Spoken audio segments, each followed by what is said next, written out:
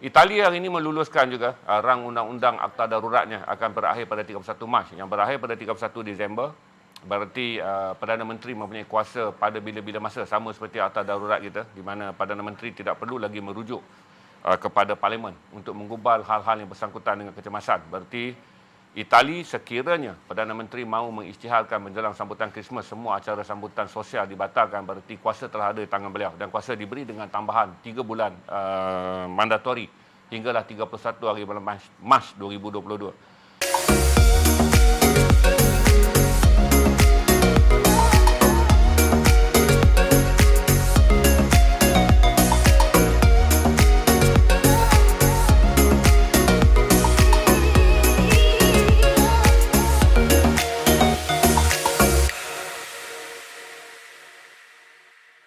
Assalamualaikum warahmatullahi wabarakatuh. Salam sejahtera dan selamat malam.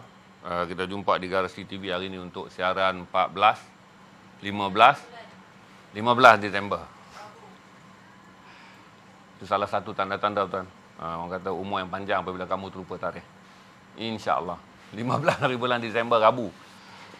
Untuk hari ini memang banyak update, tuan. Eropah dan Amerika mengalami kejutan budaya yang sangat luar biasa. Walaupun Brunei menjadi satu-satu negara yang mengisytiharkan endemik pada 2 hari lalu. Tapi Amerika dan Eropah berada dalam keadaan sangat kucak-kacir hingga petang. Berarti kalau saudara pergi ke semua liputan berita utama, termasuk stesen-stesen besar yang berpangkalan di Asia seperti CNA, CCTV, kesemuanya melaporkan keadaan panik di Amerika dan juga keadaan panik di Eropah. Termasuk beberapa rang undang-undang yang digubal untuk mengembalikan keadaan di Amerika dan di Eropah seperti bulan Januari tahun 2020 ketika COVID-19 mula melanda dengan kegaran yang luar biasa. Jerman akan menjadi perhatian dunia pada hari Jumaat kerana pada hari Senin undi telah dibuat di Dewan Rendah, di mana untuk pertama kali apabila Jerman ini memperkenalkan pemvaksinan wajib bagi penduduknya, iaitu 83 juta penduduk di Jerman. Pemvaksinan wajib telah mendapat undi yang sangat luar biasa, di mana wakil Dewan Rendah yang menyokong melebihi 90%, iaitu 441 undi. Manakala mereka yang menentang kurang daripada 10%, iaitu hanya 47 undi. Berarti Jerman berada dalam fasa pada hari Jumaat ni apabila Chancellor baru akan mempengusikan sidang Parlimen yang pertama untuk meluluskan rang undang-undang bahawa pemvaksinan adalah wajib bagi semua rakyat Jerman. Walaupun Jerman mencapai kadar pemvaksinan per penduduk, per kapita penduduk ada 69.6%, iaitu tinggi. Kita kira angka kurang 1% untuk mencapai herd immunity, iaitu 70% minimum bagi total population. Tetapi Jerman berasa risau kerana dalam sekitar 10.5 juta rakyatnya belum lagi divaksin. Berarti Dewan Rendah telah meluluskan rang undang-undang menjadikan pemvaksinan wajib. Seperti mana saya bagi tahu pada saudara, Eropah yang dianggap sebagai bapa demokrasi dan bapa hak asasi telah mengambil langkah mundur 10 ke 20 langkah ke belakang apabila mereka mewajibkan vaksin mendahului negara-negara yang sebelum ini mereka kritik dari segi hak asasi. Tapi apabila datang gelombang COVID-19, Jerman menjadi negara pertama mundur ke belakang apabila pemvaksinan yang dianggap sebagai opsi pilihan selama 2 tahun di seluruh dunia kini menjadi perkara yang wajib. Jadi Jumaat petang kalau sempat, sekiranya undi di Parlimen diluluskan tengah hari, berarti Jumaat saya akan streamcast untuk memaklumkan perkembangan di Jerman apabila pemvaksinan menjadi wajib. Tujuan Jerman mewajibkan pemvaksinan adalah kerana selain hampir 10.5 juta penduduknya yang berusia 12 tahun ke atas tidak divaksin, terdedah kepada gelombang kelima yang sedang melanda Eropah. Jerman juga mahukan booster.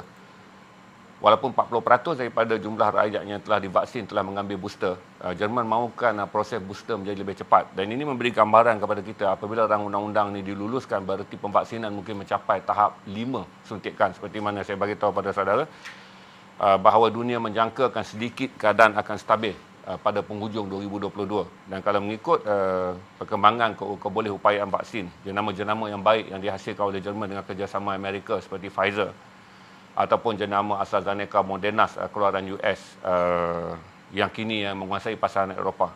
Mereka sendiri mempunyai keyakinan bahawa rang undang-undang ini perlu dikuatkuasakan, bukan sahaja untuk memastikan rakyat menerima 2 dos, tetapi pada setiap 6 bulan 1 dos tambahan boleh diberikan. Hingga saya katakan, macam saya kata pada saudara, apabila seluruh dunia telah pun menerima 2 dos vaksin, negeri-negeri yang menjadi perumah ataupun negeri-negeri miskin yang menjadi tempat virus ini mencetuskan varian dan mutasi, mulai reda berluas negara-negara maju boleh menganggap diri mereka stabil. Apa yang berlaku dengan varian Omicron yang datang daripada Latin Amerika, yang datang daripada Afrika adalah satu pengajaran. Apabila Barat dan juga negara-negara maju mendapat akses kepada vaksin dengan sempurna, tetapi akhirnya negara-negara miskin seperti Brazil yang hanya memiliki 20% rakyatnya yang telah menerima akses 2 dos vaksin. Jadi 80% yang tidak divaksin telah menjadi perumah, di mana apabila virus masuk ke dalam tubuh orang yang langsung tidak mempunyai sistem immunity, dia membentuk varian. Jadi kejutan gelombang yang saudara lihat sekarang ni juga telah berlaku di England. Semalam England saya mengatakan undi akan tolak, tetapi akhirnya majoriti mengundi untuk meluluskan rang undang-undang terbaru di England bagi mewajibkan semua pekerja kesihatan mengambil 2 dos vaksin. Berarti di England apabila rang undang-undang ini diwartakan, pekerja dalam sektor kesihatan akan diminta meninggalkan jawatan sekiranya mereka enggan menerima 2 dos vaksin. England meluluskan rang undang-undang semalam dengan bil sokongan daripada konservatif dan juga parti buruh. Walaupun kedudukan Boris Johnson dikatakan goyang kerana isu beliau menafikan dan menganjurkan pesta Christmas bagi Christmas tahun 2020. Tetapi akhirnya ahli parlimen di United Kingdom memilih untuk menyokong bil ini, rang undang-undang ini. Berarti rang undang-undang ini akan tertakluk kepada beberapa perkara baru. Pertama adalah semua pekerja kesihatan wajib menerima suntikan atau meninggalkan jawatan. Dan yang kedua, bar dan semua pusat hiburan dan restoran akan boleh ditutup pada bila-bila masa. Dan ketiga, kesemua perhimpunan sosial yang mempunyai angka yang ramai kemungkinan akan dibatalkan. Impaknya akan mula kelihatan kepada Liga Inggeris, kerana Liga Inggeris juga disenaraikan sebagai salah satu punca apabila 42 daripada pemain dan juga pegawai bola sepak menjadi kluster besar dalam EPL. Jadi saya fikir kata England meluluskannya secara tergesa-gesa dalam persidangan semalam adalah bagi menyusun semula negara itu pada musim sambutan Christmas. Saya yakin bahawa Christmas kali ini perhimpunan sosial ataupun acara Christmas besar-besaran akan dibatalkan di seluruh United Kingdom.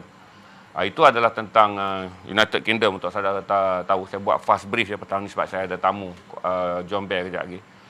Italia hari ini meluluskan juga rang undang-undang akta daruratnya akan berakhir pada 31 Mac. Yang berakhir pada 31 Disember. Berarti Perdana Menteri mempunyai kuasa pada bila-bila masa, sama seperti akta darurat kita, di mana Perdana Menteri tidak perlu lagi merujuk kepada Parlimen untuk menggubal hal-hal yang bersangkutan dengan kecemasan. Berarti Itali sekiranya Perdana Menteri mahu mengisytiharkan menjelang sambutan Christmas semua acara sambutan sosial dibatalkan, berarti kuasa telah ada di tangan beliau dan kuasa diberi dengan tambahan 3 bulan mandatori hinggalah 31 hari bulan Mac 2022. Dengan banyak spekulasi yang saudara lihat sekarang ni, berarti Eropah kembali berada dalam keadaan yang sama panik ketika gelombang COVID-19 melanda Eropah dengan teruk pada bulan April hingga bulan Oktober 2020 dan kemudian tak menurun. Dan kini kembali pada pusingan kerana musim sejuk. Dan saya beritahu pada saudara juga, kalau saudara melihat di United States, California dan New York kembali menguatkuasakan. Amerika adalah negara yang dianggap paling degil dan paling sporting dalam menghadapi COVID-19. Walaupun negaranya menyumbang 23% daripada total angka jangkitan dan hampir 25% daripada total angka kematian, Amerika adalah sebuah negara yang paling sporting, yang paling tak peduli tentang undang-undang COVID ni. Tapi kali ini, hari ini kalau saudara tengok, semua syarikat besar turut membuat implementasi pemakaian mask, termasuk paling ketat yang dibuat adalah oleh Apple. Apple mengenakan undang-undang kepada semua kaki tangannya, tak kira di mana berada, termasuk di pangkalan utamanya di New York, untuk menggunakan mask untuk memasuki bangunan perniagaan. Dan banyak syarikat telah mula mengumumkan penguatkuasaan undang-undang mask memakai pelitup muka ni.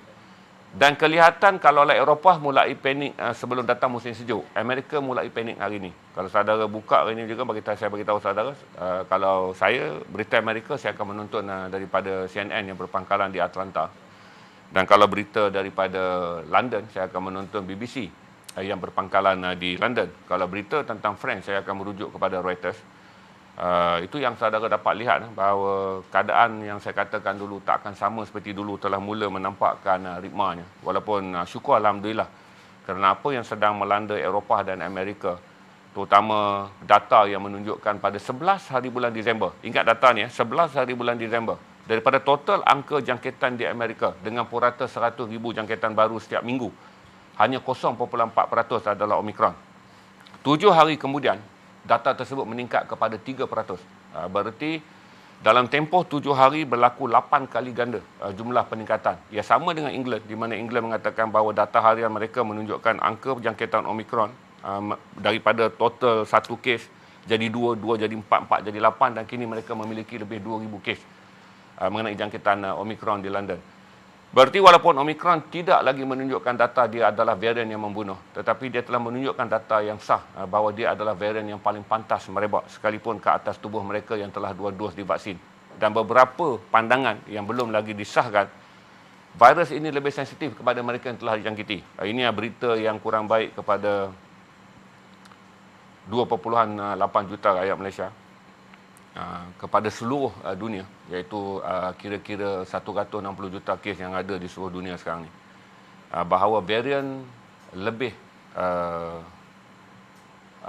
fleksibel dan lebih relevan ke atas tubuh mereka yang telah dijangkiti. Ini menimbulkan kebimbangan kenapa virus ini lebih aktif ke atas tubuh orang yang telah dijangkiti. Jadi itu update saya hari ini untuk saudara. Saya terpaksa cepat. Siapa yang tak dapat menontonnya, nanti tengok je lah. Kita akan naikkan update ni di YouTube kerana ini adalah berita yang paling penting untuk saudara lihat. Dan walaupun Malaysia, saya rasa alhamdulillah, kerana kita masih lagi berada dalam purata kes 4 ke 5 ribu sehari.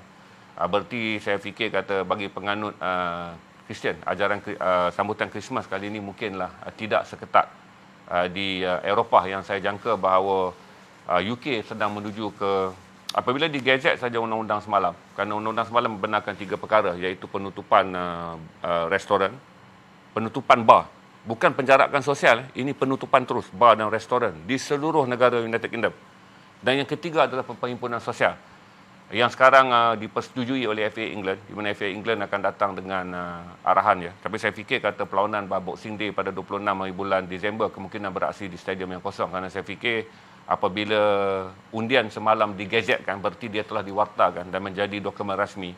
Berarti Perdana Menteri Boris Johnson akan mula mengeluarkan perintah bahawa restoran, pub, bar, tempat perkhidmatan sosial, termasuk semua perlawanan bola sepak yang dilangsungkan di England mungkin kembali beraksi dalam stadium kosong. Begitu juga yang saya beritahu tentang di Amerika. Saya fikir kata Amerika akan mula mengetatkan lagi peraturan dia, kerana negara yang paling degil mungkin ni Akor, kerana anda tahu bahawa ketika COVID-19 melanda dunia, Amerika dibentuk oleh karakter Trump in denial, menganggap ini hanya flu, pemakaian mask tidak menjamin apa-apa keselamatan kesihatan.